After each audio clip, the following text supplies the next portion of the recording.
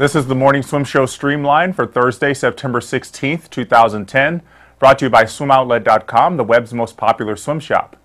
As we reported yesterday afternoon on SwimmingWorld.com, USA Swimming National Team head coach Mark Schubert has taken a 2-month paid leave of absence. We have yet to hear from Schubert or anyone else on the exact reason for the leave of absence, but sources have confirmed that it does not involve any ethical, social, or lawful improprieties on Schubert's part.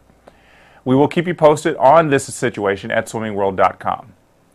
Josh Schneider has won his appeal to have his time in the final of the 50 freestyle at last month's Nationals official. You might remember the drama surrounding that swim at Nationals when a USA Swimming panel voided his second-place finish because Schneider did not report to swim the 100 fly that day. Schneider now has the opportunity to participate in the World Championships next year in the 50 free, but because he finished in a tie for second place with new teammate Cullen Jones, the two must have a swim-off to determine which one will join Nathan Adrian in the event in Shanghai, according to USA Swimming rules. That swim-off is reportedly going to take place at next year's Charlotte Grand Prix meet in the pool where both of them train. Now today on the Morning Swim Show, we have an interview with the Ventura Deep Six relay team, a 6-man group doing a 202-mile relay swim up and down the coast of California in an attempt to break a FINA relay swim world record. All 6 swimmers dove into the 56-degree water at 6:03 a.m. Pacific time today from Ventura, with Masters world record holder Jim McConaughey swimming the first leg north toward Santa Barbara, while the rest prepared for their long swims.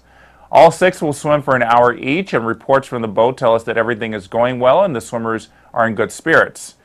They will be approaching the Santa Barbara Pier sometime later today, then head south toward La Jolla. And you can stay updated regularly on this monumental swim by going to the Ventura Deep Six Facebook page. Dave Denniston has been officially named as the head coach of the resident Paralympic swim team in Colorado Springs. Denniston had been working in that capacity for a few months as a coaching fellow, taking over the duties after the untimely death of Jimmy Flowers last summer. Denniston was an NCAA champion swimmer who became paralyzed in a sledding accident in 2005.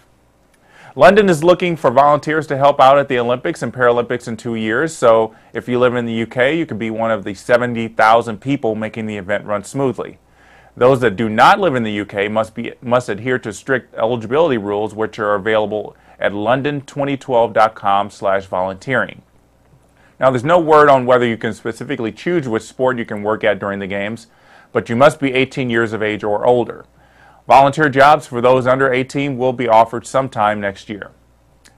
Jason and David Dunford continue to shine at the African Swimming Championships in Morocco on a 3rd day of competition.